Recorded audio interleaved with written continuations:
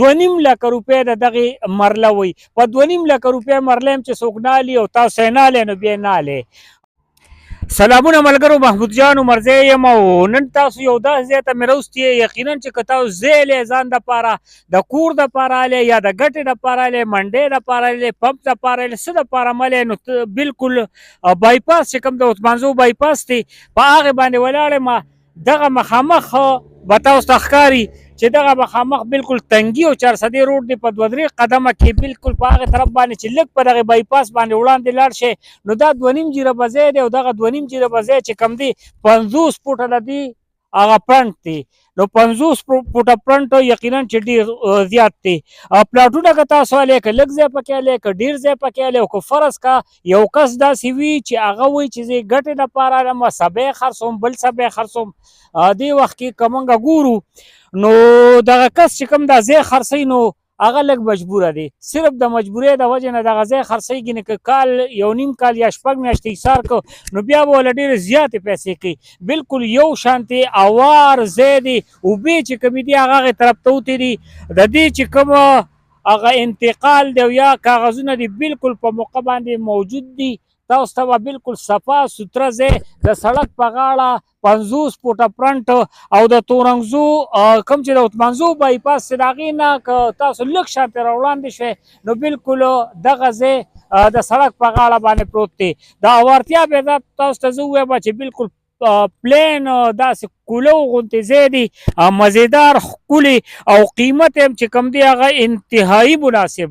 دومره مناسب قیمت به یقینا چې تاسو پیدا نه کړئ. او بیا په یو داسې ځای کې کمرشل ایریا وي، د سړک غاړه وي. د دې قیمت چې کوم دی د دغې کولو میدان او د دې ښکلي ځای، د دې کمرشل ځای کوم چې د سړک په غاړه دی د عثمانزو په بایپاس دی 2.5 لکه روپۍ د دغې مرله وي. په 2.5 لکه روپۍ مرله هم چې څوک نه الي او تاسو یې نه الئ نو بیا یې نه الئ. راشئ خامخا اول دا ځای وګورئ. داسې نه ده چې دغه ځای څه پټ پناه دی، چېرته په پټو کې دننه دی، چېرته لرې دی، چېرته په کوڅو کې دننه دی. کولو غټ سړک ورته هغې ځای ته وتل دي. 50 فوټه د هغې فرنټ دی او 50 فوټه فرنټ چې کوم دی هغه ډېر کافي فرنټ وي. نو 2.5 لکه روپۍ د دې ریټ دی. د سړک غاړه ده، بایپاس دی د عثمانزو او لږه فاصله کې بیا د کوم چې د تنګي او چارسدې ترمنځه روډ تللی دی په هغې باندې دی بایپاس باندې 2-3 قدمه تاسو وړاندې راشئ دغه ځای موجود دی او قیمت هم انتهایی مناسب. ځکه چې 2.5 لکه روپۍ زما په خیال مرله او بیا په داسې ځای کې د سړک په غاړه په کمرشل ایریا دا ډېره ګرانه خبره چې بل ځای کې تاسو ته میلو شي. نو په دې باندې دا نمبر لګېدلی دی. هم په دقې نمبر باندې ډایرکټ رابطه کوئ.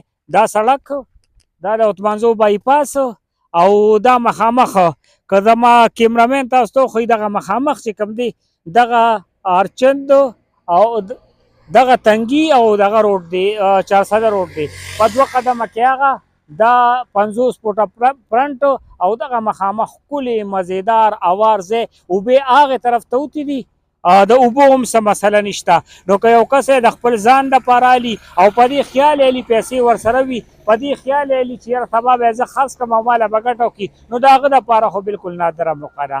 په دغې کې هوټل جوړولی شي، په دغې کې چې لوبې سیسته غواړئ هغه په جوړولی شي. که څوک یې د فصل دپاره الي 2-3 کاله یا کال دې فصل والي د هغې نه پس ته خرڅ کړي، یقین چې د هغې نه به ورله زیاتې پیسې ګټي.